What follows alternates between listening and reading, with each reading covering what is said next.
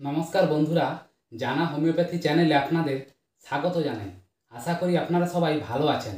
আজকে আমি একটি খুব গুরুত্বপূর্ণ টপিক নিয়ে আলোচনা করব। সেটি হলো গমের প্রোডাক্টে অ্যালার্জি এবং এর সবথেকে ভালো হোমিওপ্যাথি মেডিসিন। তাই বন্ধুরা, ভিডিওটি স্কিপ না করে আপনারা সম্পূর্ণ দেখতে থাকুন, তাহলে পুরো বিষয়টি ক্লিয়ার বুঝতে পারবেন। এখন হয় কি, অনেক মানুষের ভাত খেতে কোনো সমস্যা হয় না, গমের প্রোডাক্টেই অ্যালার্জির সমস্যা হয়। বিশেষত রুটি কিংবা পরোটা কোনো কিছুই সহ্য হয় না। সবসময় দেখবেন যে গ্যাস হয়ে যাচ্ছে, অ্যাসিড হয়ে যাচ্ছে, এই ধরনের সমস্যা হচ্ছে। এগুলো কেন হয়? এটা মূলত এই যে গমের প্রোডাক্টে গ্লুটেন নামক এক ধরনের প্রোটিন থাকে, যার ফলে এই ধরনের গ্যাসের সৃষ্টি হয়। এবার আসি, এর লক্ষণগুলো কী কী। এই যে গমের যে অ্যালার্জি, এর লক্ষণগুলো কী কী দেখে আপনারা বুঝতে পারবেন যে আপনার এই সমস্যাটা হয়েছে। আপনি দেখবেন যে আপনার স্কিনে চুলকোচ্ছে, বারবার চুলকনির সৃষ্টি হচ্ছে। কখনো দেখবেন পাতলা পায়খানা হচ্ছে, অথবা দেখবেন আবার বমি বমি হচ্ছে।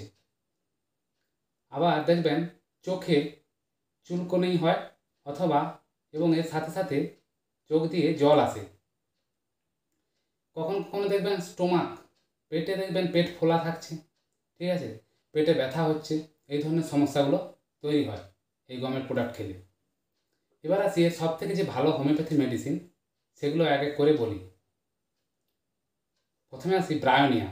ব্রায়োনিয়ার লক্ষণ কি দেখবেন না, এই গমের প্রোডাক্টে অ্যালার্জি থাকবে, মানে খেলে সমস্যা গমের প্রোডাক্ট খেলে।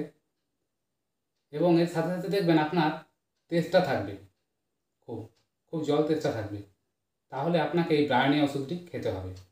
এবার আসি কোলোসিন।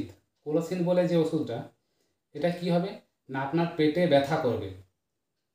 এই যে গমের প্রোডাক্ট খেলে পেটে খুব ব্যথা হবে, তাহলে আপনাকে কোলোসিন খেতে হবে। এবার আছে ন্যাট্রাম মোর। এটা কি হবে না, পেশেন্টের কি ইচ্ছা হবে না, এই যে অ্যালার্জির সাথে সাথে পেশেন্টের লবণযুক্ত খাবার খাওয়ার খুব প্রবণতা থাকবে, তাহলে আপনাকে এই ন্যাট্রাম মোর খেতে হবে। এবার আছে পালসেটিলা। পালসেটিলা কখন খাবেন না, এই ধরনের অ্যালার্জির সাথে সাথে দেখবেন কোনো রকম জল তেষ্টা নেই, তখন বুঝে নিতে হবে আপনাকে পালসেটিলা খেতে হবে। আর একটা লাস্টে আছে কি না, ন্যাট্রাম সাল্ফ। এটা কখন খাবেন, গমের অ্যালার্জির সাথে সাথে যদি আপনার পেটে ফোলা থাকে পেট, ঠিক আছে, তখন এই ন্যাট্রাম সাল্ফ ওষুধটি খাবেন। এবার আসি এর ডোজ। এই যে কটি মেডিসিন আমি বললাম, সবগুলো আপনাদের খাওয়ার দরকার নেই, আপনারা সিমটম মিলিয়ে খাবেন, যে কোনো একটি খাবেন, ঠিক আছে। এবার প্রতিটা ওষুধের মধ্যে 30 ডোজ নেবেন, যে কোনো একটি ওষুধ নেবেন 30 ডোজের, ঠিক আছে। 2 ফোঁটা করে 2 থেকে 3 বার খাবেন। এইভাবে কয়েকদিন চালিয়ে যাবেন, তাহলে দেখবেন আস্তে আস্তে এই যে অ্যালার্জি, গমের প্রোডাক্টের যে অ্যালার্জি, আস্তে আস্তে নির্মূল হয়ে যাবে।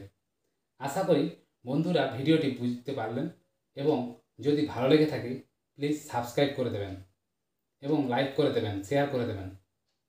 ধন্যবাদ বন্ধুরা।